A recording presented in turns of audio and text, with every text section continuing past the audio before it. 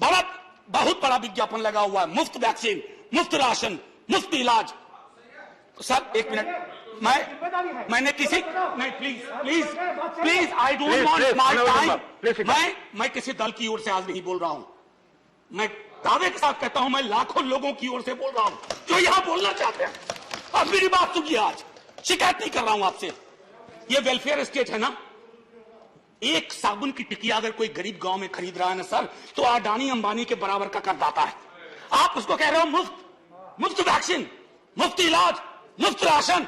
नहीं साहब, कुछ मुफ्त नहीं है, उसका स्टेट है, इस वेलफेयर स्टेट का कमिटमेंट है। उसको आप डिनाइग्रेट मत करिए, डेमोनाइज मत करिए, उसे बौना मत बनाइए। हमको नहीं, किसी आंकड़े की बात नहीं करनी है।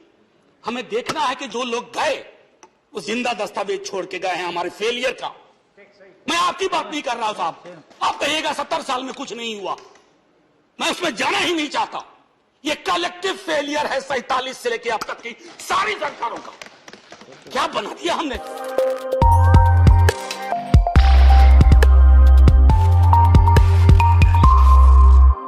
प्रोफेसर मनोज झा।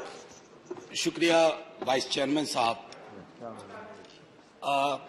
कोई भाषण की शक्ल में नहीं है, एक शोक संतप्त गणतंत्र के एक अदना नागरिक समझिए या एक जनप्रतिनिधि समझिए, उसकी ओर से कुछ बातें कही जा रही हैं। और सबसे पहले माफीनामा उन तमाम लोगों को जिनकी मौत को भी हम एक्नॉलेज नहीं कर रहे हैं, जो हम जान ही रहे हैं कि वो मारे गए। तो ये माफीनामा सर सिर्फ मेरा नहीं है। मैं इसलिए ये बात कह रहा हूं कि मई के महीने में मैंने 6 आर्टिकल लिखे, संसद चल नहीं रही थी, कहां अपनी शिकायत ले जाते, किससे कहते। मुझे भाजपा के मित्रों ने, कई साथियों ने कॉल किया, बधाई दी, मैं उनका भी एहतराम करता हूं और कहता हूं कि ये भरोसा इस सदन का है कि हम सबको एक साझा माफीनामा उन लोगों के नाम भेजना चाहिए जिनकी लाशें गंगा में तैर रही थी। किसी ने कह दिया ये, किसी ने कह दिया वो। सर दूसरी चीज, मैंने कल सेक्रेटरी जनरल साहब से बात करने की कोशिश की, बाकी जगह भी। किसी 2 सत्र के बीच में सर 50 लोगों की ऑबिचुअरी आज तक कभी नहीं हुई संसदीय इतिहास में। राजीव सातव की उम्र थी जाने की इस दुनिया से। रघुनाथ महापात्रा जब मिलते थे गले लगाते थे, बोलते थे जय जगन्नाथ।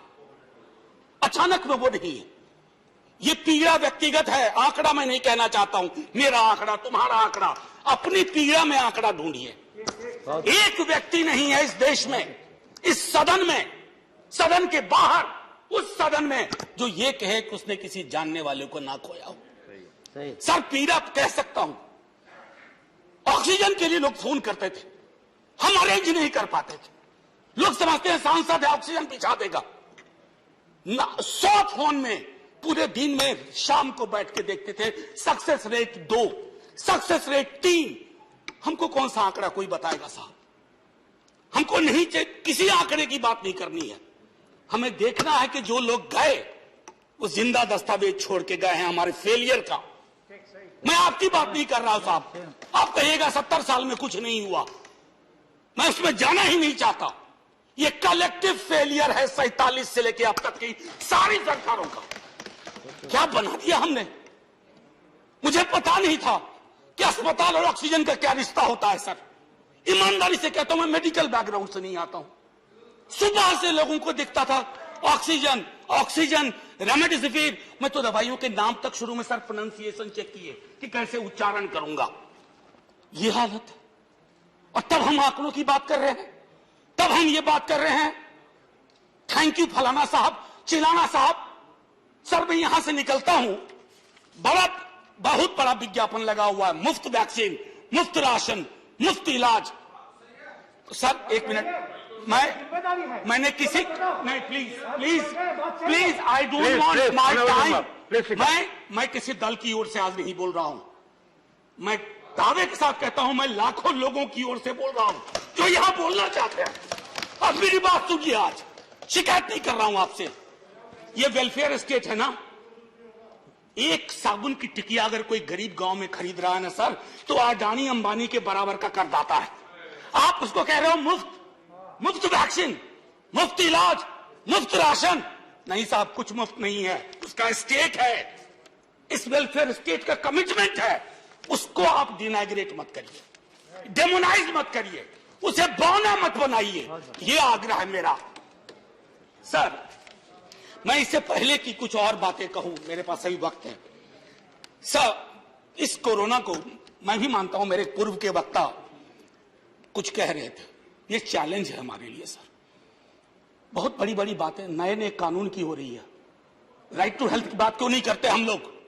राइट टू हेल्थ, स्वास्थ्य का अधिकार, उसमें कोई किंतु परंतु लेकिन परंच नहीं, सीधे तौर पे स्वास्थ्य का अधिकार constitutionally guaranteed. Right to life के साथ लिंक करिए। किसी अस्पताल की मजाल नहीं होगी कि वो उस खिलवाड़ कर पाए उस राइट टू लाइफ का।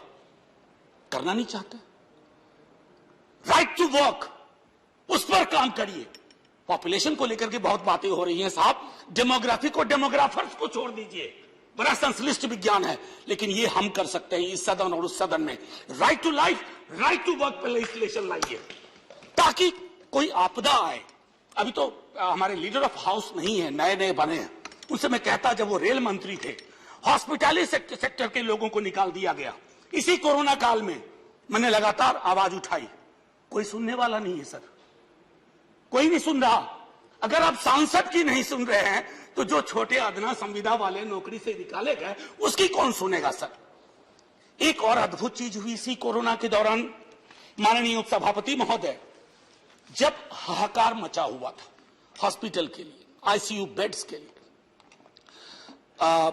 दवाइयों के लिए, यह हाहाकार जब मचा हुआ था, उस दौर में सर कई चीजें हुई, जिसमें से एक जो महत्वपूर्ण चीज मैं जिसका जिक्र करूंगा, उस हाहाकार में सरकारें, मैं सिर्फ केंद्र को नहीं कह रहा हूं, कई राज्य सरकारें भी नदारत थी। वो 1.5 महीना कैसे बिताया है इस मुल्क ने। हमारे सदन के कोई लोग बड़े मुश्किल से बच के आए, मैं नाम नहीं लूंगा। पूरे देश ने वो वक्त कैसे बिताया है, नाइटमेयर की तरह लगता है सर, डरावना लगता है। एक मेरा स्टूडेंट पढ़ा है, वो 37 साल का, हॉस्पिटल का बेड जब तक मैंने अरेंज किया वो दुनिया छोड़ के जा चुका था। मैं इसलिए बार बार इसको किए, इसलिए ये कह रहा हूं कि इसमें व्यक्तिगत पीड़ा को ढूंढिए, तब हम इसका निदान ढूंढ पाएंगे।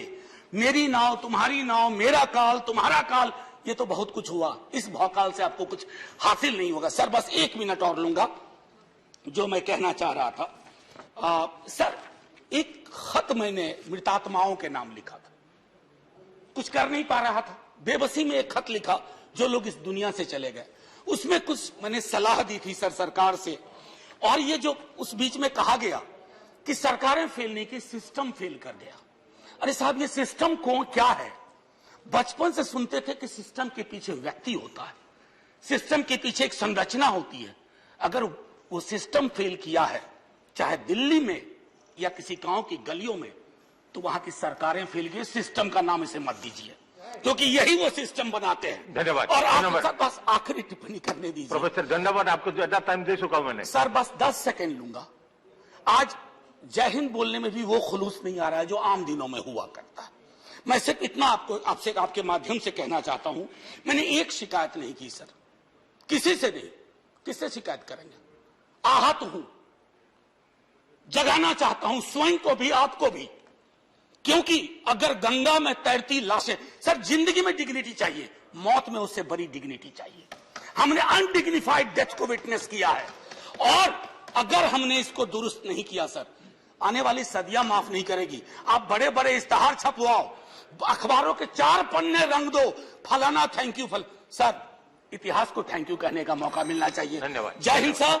अगर मेरी बात से फिर भी किसी को कष्ट पहुंचाओ, मैं उन्हीं लाखों लोगों की धन्यवाद डेड बॉडी के बिहाफ पे आपसे माफी मांगता हूं। जय हिंद।